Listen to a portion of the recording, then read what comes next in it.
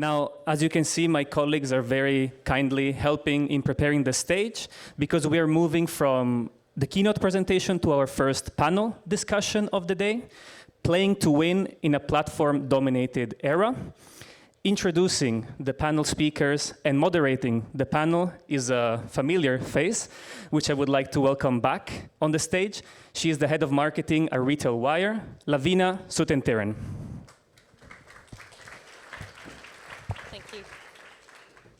Hi, everyone, again. I'd like to welcome to the stage Marcin Zajkowski, Frederick Zeiser, and Charles Bernheim.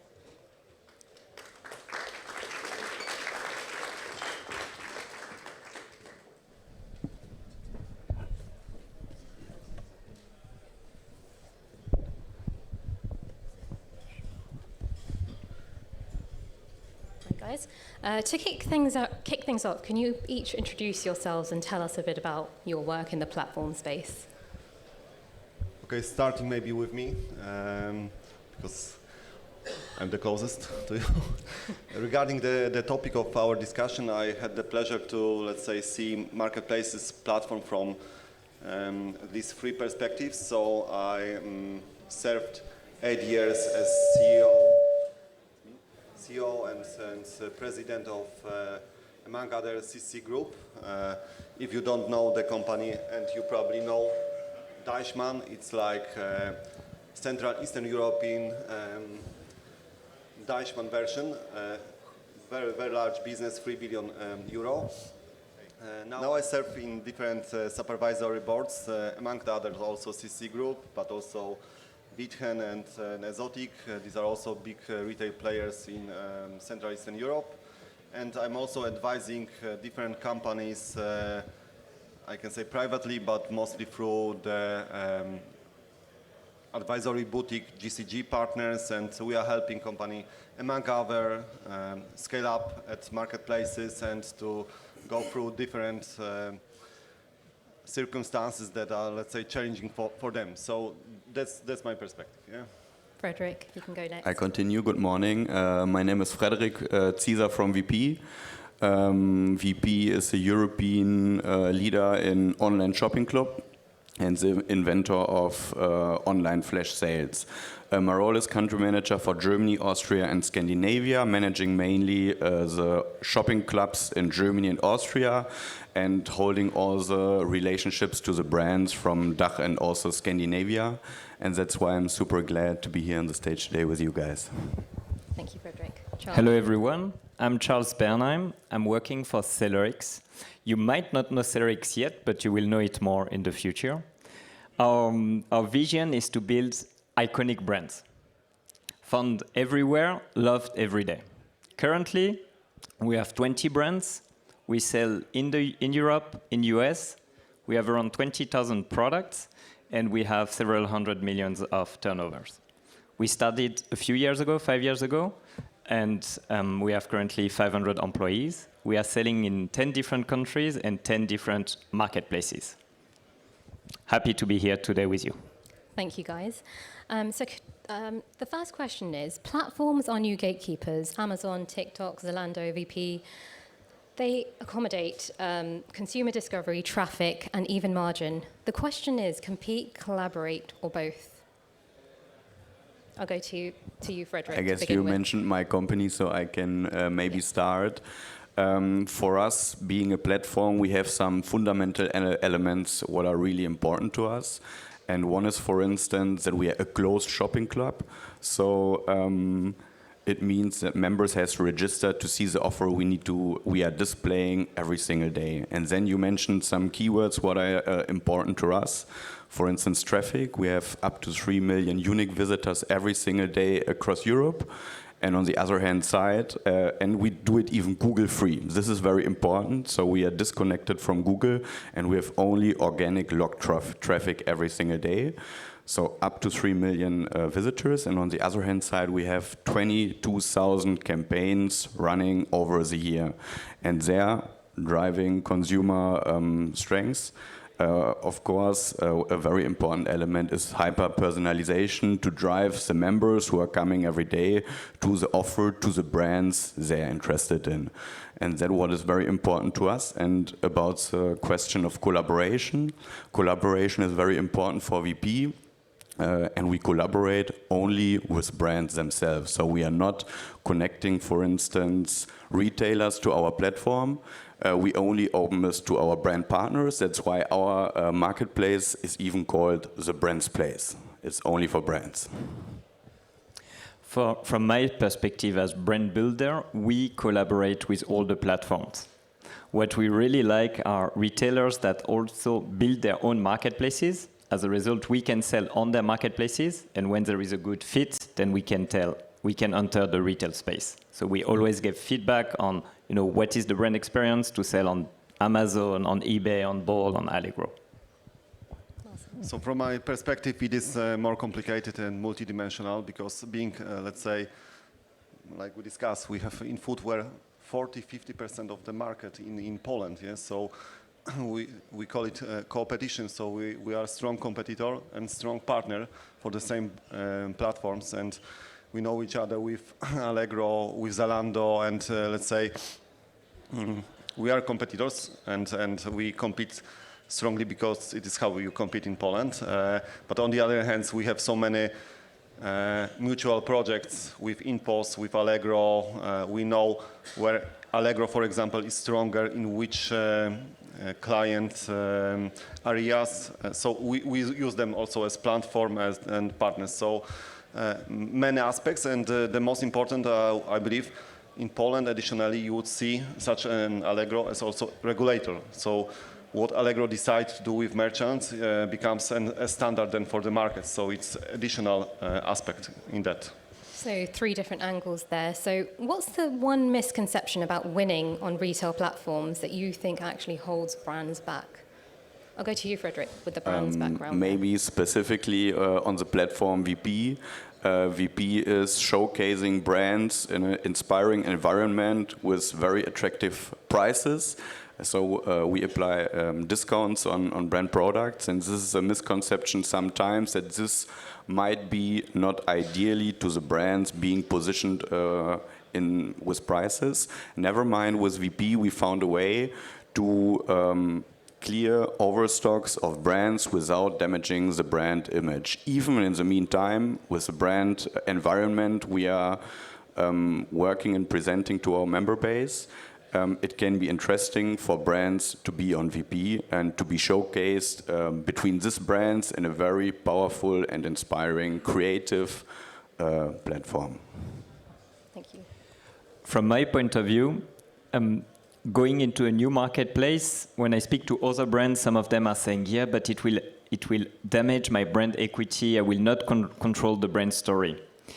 It was true maybe a few years ago, but now on most of the marketplaces, such as Amazon, such as Walmart or Bol, as a brand owner, you can really create your own detail page, put the pictures you want, put some videos, create an on-site store, and therefore control your image.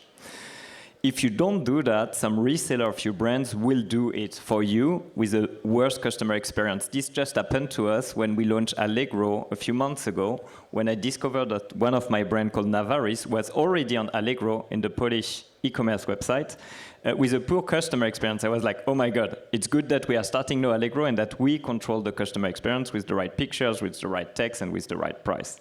That's why it's so key to be omni-channel and to control most of the distribution channels. Marcin. So, yeah, I would agree with what you said.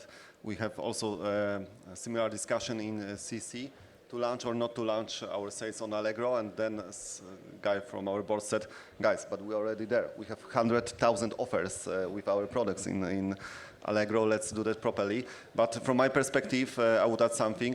With the company I also run in that group, Modivo, we were also marketplace. So we are the second biggest fashion marketplace in Poland, Modivo. And the misconception is on the other side that launching marketplace or being launched a marketplace is easy. And I know a lot of advisors like McKinsey's, BCG's, and Bain's of this world, and they are, let's say, advising to launch marketplace almost all big companies, Yeah. and it's really not easy. I remember what a garbage we have as we simply added offer of thousands of different merchants who are much smarter than we were, and it was really a disaster. So it's not easy to be a good marketplace. Yeah? Okay. So platforms promise to open new opportunities, but what's one significant challenge or constraint they impose on brands and retailers? And Charles, I'll go to you for that one first. Yes. So I love, my mission for my company is to be found everywhere. And I dream to be able to sell my products on all the marketplaces of the world.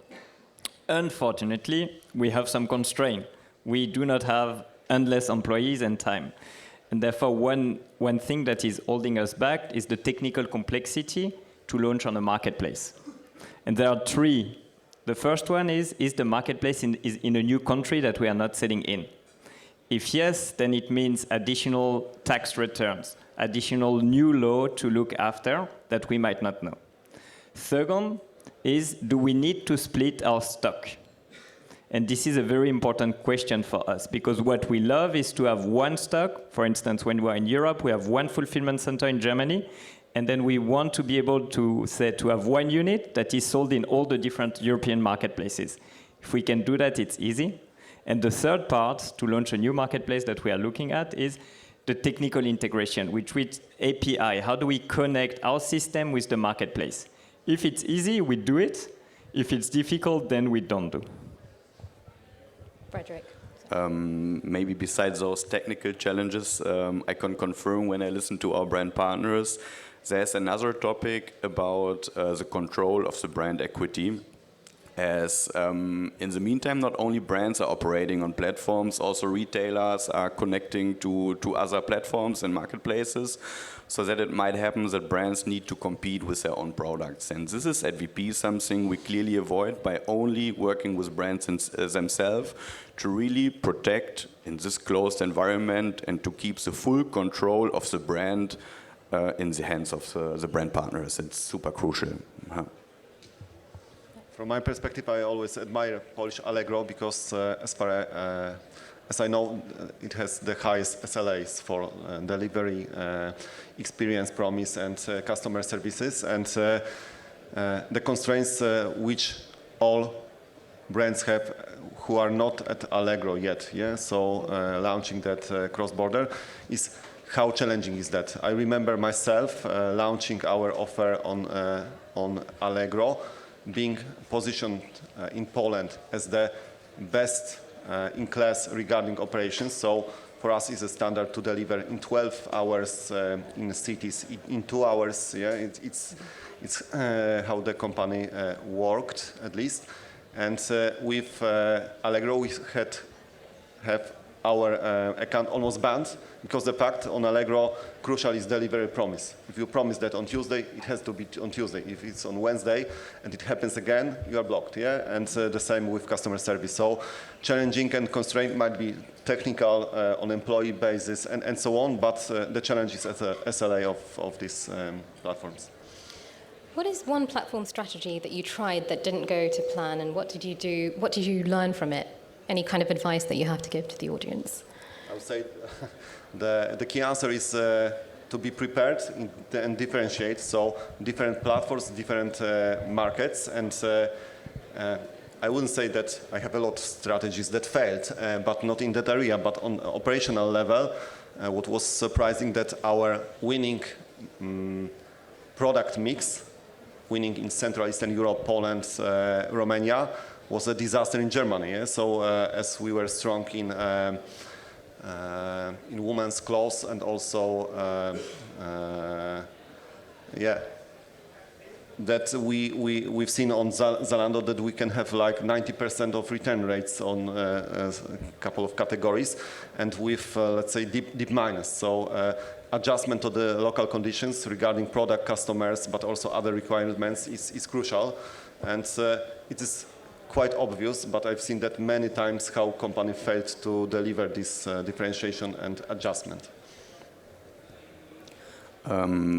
First, I want to say innovation is really at the core of the VP DNA, and innovation always leads to failure because we only know the great examples of big innovations and we rarely talk about those many tries where somebody is failing and not making a big new innovation.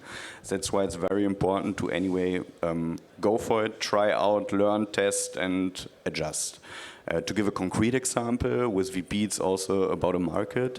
In 2011, in a joint venture with American Express, VP was entering the US market. It has been a very interesting, super valid business case. Never mind, due to some market realities, market complexities, also in terms of how they're operating with pricing. It was in the end not very successful or would have been a super long time to break even this business case. So that after 3 years, VP decided to disconnect again from the US market. And the learning is focus on the strengths, being able to also return decisions, learn from them, and focus on a sustainable growth in the areas we are strong at. The long game. So from my point of view, one thing that didn't work the first time was to launch TikTok Shop in the US. Why? So we have awesome products. We are really good at creating awesome detail pages, good videos, and we thought, okay, let's go on TikTok Shop, create awesome videos, and customers are going to buy them. Our videos are going to be viral. Our products are awesome. We know really well how to sell our products. So we tried.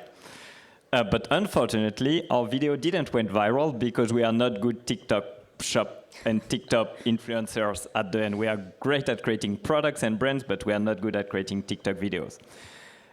It was a complete fail, and then what we did is that we pivoted, and now we are working with influencer or platforms that give us access to thousands of micro-influencers. One of them is OK AI, if you know it. And they create the video for us. They are much more funny, much more impactful, and know how to work with TikTok. And when we see that a video is trending, then our job is to take this video and then to push it across different advertising channels to have the flywheel effect. I know we have one brand called Rhino USA in USA, and that is super successful. So more than 500 million impressions just year to date. So social commerce is coming, and it's super interesting to see. Thank you, Sue. How do you balance the need for speed and innovation against the risk of failure and fast-moving platforms? Charles, you can take that one first. Yes, so every platform that we are working with is coming almost every month with new innovation. And they are telling us, yeah, please try that. I don't know. We have a new detail page. We have a new advertising platform. We just launched a new fulfillment center. You need to try. What we love is to try, and we love to try fast and fail fast. However, we do it when it's for free, and when it's expensive, then we always think twice. That will be my answer. If it's for free, and it's coming from the platform, and it's subsidized by the platform, we do. Maybe first we need to acknowledge that this balance is super crucial and important because it's really a priority also for VP, and we balance between mid-long-term plans. For instance, we are successfully completing our 3 years plan right now. We are on it to write a new one for the next 3 years. And this is a long-term vision, long-term direction, what is given. But then also we need to find ways in the daily operations to be agile, because 3 years plan is not agile. And that's why we put quarterly objectives and key results to really react on the market needs and to go into the detail, what do we really need to do right now. And also there, sometimes we make it, sometimes we fail, and every single quarter we can adjust and slightly turn the direction so that we are coming closer to, again, successfully complete the next 3 years. I believe you have to be fast and robust in the same time. I learned from my colleague from the board who was responsible in Polish banks. He's also a CEO of one of Polish banks for BLIK, the most important payment method in Poland, 70% of transaction. And he launched that, and he once said that to be effective, you have to define what's your core and protect that core and polish that core and be very careful with that core, not to fail there. And it's easy to forget that's the core. And then look a lot of spaces in which you can have capabilities and mindset to fail, to have as many tries as possible, and has such approach as guys just said. So they are smiling, talking about failures, yeah, and it's a very important mindset to be able to fail and move fast, yeah. Yeah, that reflection is really important. So platforms often claim to be data-driven. How are you using technology or AI to overcome bottlenecks in forecasting, inventory, or personalization? Yeah, so from my perspective, as I joined the CC company like 9 years ago, the most important factor was to start to be innovative, use data, and so on. So it's the way that the road is really long already to be there, and everybody's using something and so on. But from my perspective, something what I advising companies with which I work is to be focused on the most essential areas. So in retail, in fashion, the great majority of your cost is cost of goods sold. It's your product itself. It's discounts you take, and you have not too many, let's say, use cases that company launch something regarding collection, how they use AI data to improve collection and so on. They mostly do the customer service, operations, marketing mix and so on. And these are roughly like 20-30% of, let's say, of revenues. And the most important part are not touched yet, because I believe it's mostly in hands of people who are more art than science, and they're not so used to use data with that regard. Thanks to the fact that VP is a fully closed shopping club, and the traffic we are generating is 100% locked and very qualitative, we can collect very large data with our members. And this allows us, thanks to AI and deep learning, for instance, in the pillar 1, to hyper-personalize the offers towards our members. I was talking about it already before. What is helping a lot to showing the relevant offer to the relevant member, what is highly increasing our conversion rate on site. A second one is in helping us on images, creating images, but also extracting information from images. And then the third is about forecasting, where also, of course, we are advancing, accelerating a lot. Why we are able to accelerate?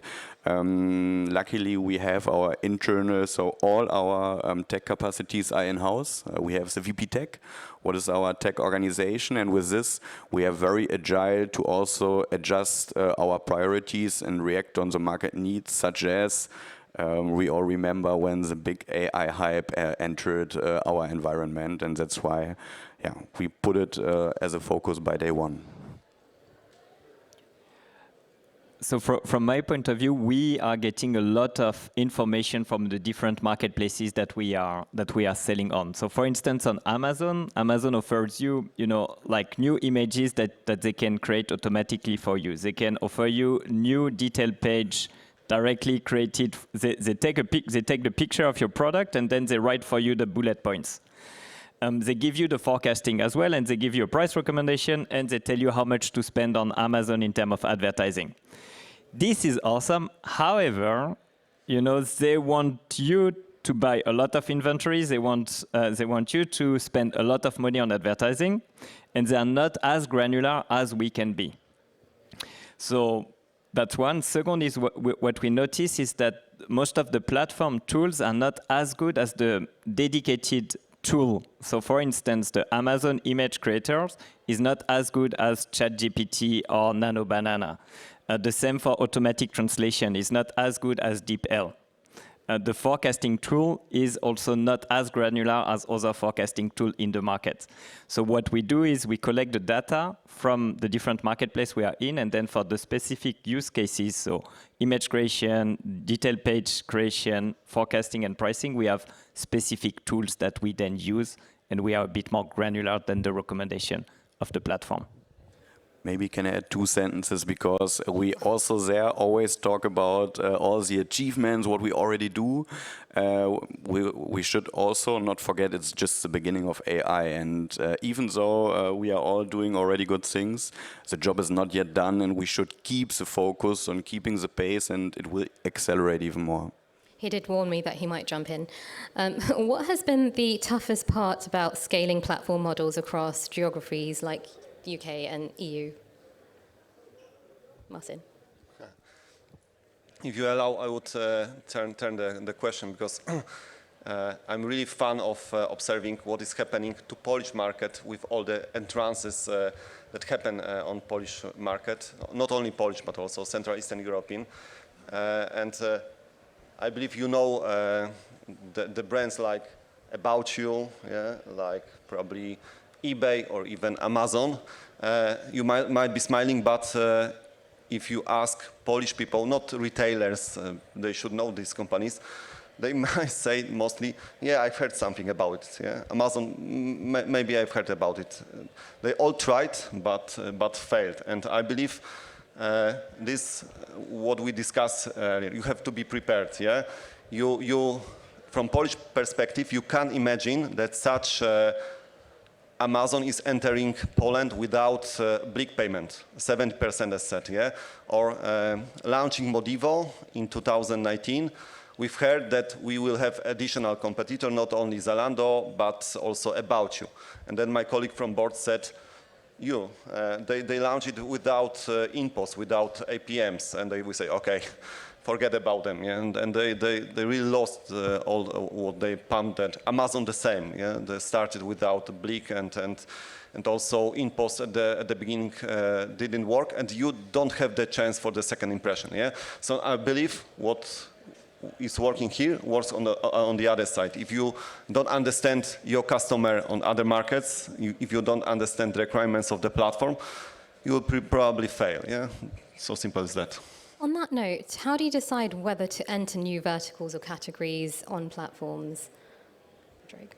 With VP, we are already displaying a quite large category range. So, for instance, even though we are a fashion-first company and we came from only fashion, with the growth of the traffic we are generating every single day, it gave us the opportunity to enter additional markets, to even complete our footprint on fashion and lifestyle. That's why in the meantime, we also operate with brands in home and decoration, food and wine, travel and leisure, cosmetic, and even also very fastly growing in the sports industry.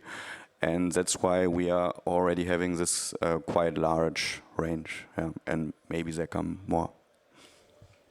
So for us, we look at 4 main criteria to decide to launch on a new platform. The first one is the platform fit, marketplace fit. So for instance, we have 2 sport brands, we launch them on Decathlon. We have a few brands that Temu wanted us to launch on, and we decided not to launch on Temu because it was not fitting the price point of our brands. So 1, marketplace fit. Second, the marketplace sizes. As it is expensive to launch a new marketplace, we do not launch on very small marketplaces. So we see if we can do a certain amount of absolute margin over a year on the marketplace by discussing with the marketplace partner to see, okay, how big is your marketplace? Third, as I was mentioning, do I need to split my stock or not? Do I need to send stock to the marketplace? If yes, we might not launch directly because it's too expensive to split the stock. And finally, as I was mentioning, the technical integration. Is it easy or not to connect our 20,000 product to the marketplace? Yeah, sorry, are you connected that to each marketplace separately or through integrators? So we do with integrators, and we work with Channel Engine on Akineo that then connect to the marketplace. Yeah, so I would add a different name because giving you an advice, you shouldn't give advices, but Poland is all about 5, I would say, names which you might be familiar or not. Allegro we discussed, InPost, APMs, Base is Polish integrator, integrates everything with everything. Then this BLIK, 70% of payments, and PayPal, Polish Klarna doesn't exist at Polish market. And so adjustment of that is a recipe for success. Exactly, and in Poland we just are on Allegro and Amazon, and will not integrate other marketplaces because it's too expensive to do so. So I've got one more question before we go over to the audience for questions. Are platform retailer relationships evolving more towards collaboration or competition? And how does that impact brands? Frederick, I'll go to you for that one. Could you once repeat? Sorry. Yeah, sure. Are platform retailer relationships evolving more towards collaboration or competition? And how does that impact brands? So for me, the collaboration is very important with the brands to really listen to them, what they need, and to find answers on their issues. And that's why we only collaborate with the brands themselves without connecting retailers to our. We don't work with them on the flash sales. We do not work with them on the connected business. The collaboration is very important, and it's important with our brand partners. Yes, collaboration with marketplaces and platform to develop together an awesome customer experience. Yeah, I would say the same, the collaboration. As I know, these platforms, they boards, they are very open to do strategic initiatives and conduct things. But on the other hand, being companies which have their own brands, as you, Charles, have, it's also being competitive with your D2C channels. Yeah? So I do not want to be, let's say, fully dependent on marketplaces, having like 1,000 stores or own strong e-commerce. I have to find the golden rules for channel mix, what to achieve with marketplaces, and it is mostly volume, and what to achieve with brand equity. I agree that you can build brand equity through marketplaces, but they are also, let's say, eating up the brand equity which we create. So, as said at the beginning, we try to collaborate, we try to be innovative through these partnerships with the most important players in Central Eastern Europe, but on the other hand, we love to compete with them. Thank you. We have enough time now to go over to the audience, so if you've got a question, could you just raise your hand, please? If there's no questions, I have another question. Can you each share one piece of advice for anyone starting out in the platform space? And we'll start with you, Charles. Yes, so I would say select wisely the marketplaces that you want to succeed on. It's a tough game, and what we have learned, so when we started the company SellerX, we say, okay, let's sell on as many platforms as we can, because every new platform are new customers in new geography. But what we realize is that in every marketplaces, there are some very specialized brands, very specialized resellers that own those marketplaces. So you need to be able to decide on which one you want to win and what is the best marketplace fit for your brands. I couldn't agree more. So really finding platforms and partners who are putting your brand in the light it should be. And also with platforms who are partnering this way and where there's the trust to really animate the brand you want to have it, because branding is extremely and becoming even more extremely important in the future. And the second one, I guess you guys were talking about it, assign tech resources. We need to have the tech behind to be ready to plug and to also solve the technical part of the job. Yeah, I also fully agree with you. And having my advice already in air, these 5 Polish brands and names, I would advise additionally on top of that to have a lunch or dinner with people from these companies. As I know them, they are all very open and give you the best way to have success in Central and Eastern Europe. I would strongly not recommend to not know them and try to be on their playground, yeah, because it is for the biggest, it is very expensive. And what you told with that AI is the only beginning. We do not know what will happen in 5 years, so I also strongly recommend to be more adjustable, flexible, open-minded, and look for possibilities, because it's the best approach. Yeah. Okay, I'm going to give you one more chance. Does anyone have a question? It's too early. Going once, going twice. Much apparel. Okay, thank you guys. Thank you.